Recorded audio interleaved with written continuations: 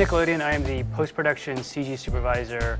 I supervise a team of 6 animators. We affect any changes or requests that come through the post-process.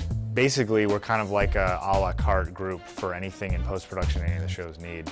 I could be working on any given show that runs through Nickelodeon. So my daily tasks can range between building something in 3D or compositing just backgrounds with 2D elements, adding effects such as sparkles or whatever the director might want. The type of productions that we work on are episodic stuff, so from SpongeBob, The Fairly Odd Parents, Danny Phantom, Ni Hao Kai Lan. Occasionally there'll be special projects like commercials, in-house promos, bumpers, but it's mainly episodic stuff. Generally our turnaround here on shots is very quick, and LightWave makes it very easy to get a job done really quickly. It's quick and it's easy to use, and with how fast our workflow has to be, it's just nice to be able to jump on something as soon as your juices start flowing and just get things banged out and not really have to worry about having a lot of hurdles to jump over. The advantage that LightWave gives us is speed. It's such a quick tool that I could be in a meeting, in the morning, have design direction from, the art director, the creator.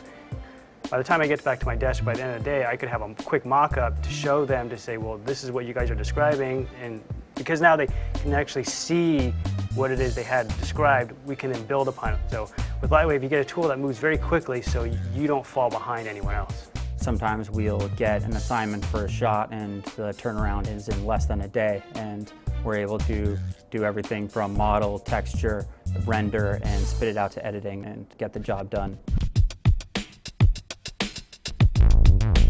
The artists here at Nickelodeon, in my department, they all have to be generalists. We model, we rig, we animate, we composite all one person on each shot or series of shots. Which is where LightWave really excels because it gives you a little bit of everything, and nothing is so complicated that you need a specialist or programmer, but nothing so basic that you can't get your job done. The freedom to be able to do all that quickly is just the best thing about it, and especially just that the renderer is really powerful and has really good results. Just makes it a lot easier. We don't have to have like a really complicated pipeline, and that makes it easier for us to get stuff done on the fly. In this SpongeBob episode, they wanted this element, this is Squidward's house, the little tiki house, to be a 3D element.